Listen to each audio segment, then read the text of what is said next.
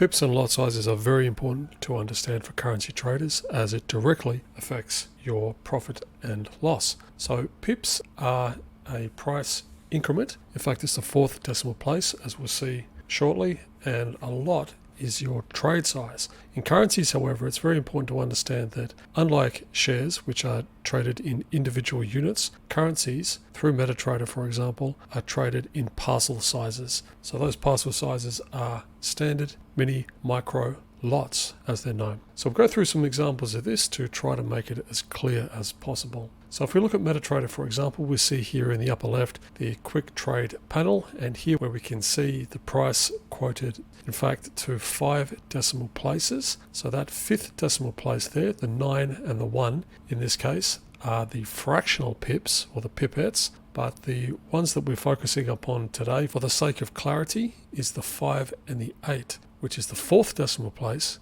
which is the pip. We also see here the order quantity, in this case 0.3 or 30, which is 0.3 standard lots, which is also 3 mini lots or 30 micro lots, or simply a quantity of 30,000. Now we'll go through some more examples to try to make that as clear as possible. So a standard lot is your base quantity. That means it's a quantity of 100,000 of the currency that you're trading. A mini lot is 1/10 of that base quantity, being 10,000, and a micro lot is 1/100th of that base quantity, being 1,000.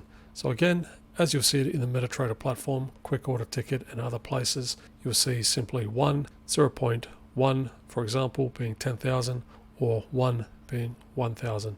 So just remember that 0.01 is actually 1,000, and everything else is effectively a multiple of that.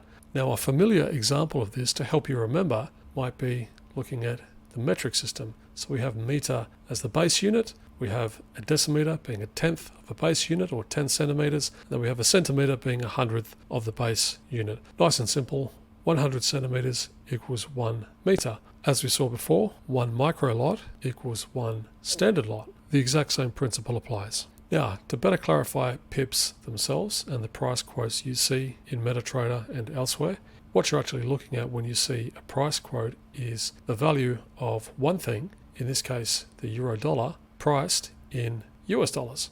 So in this case, the price of 1 euro dollar is 1.1235 US dollars.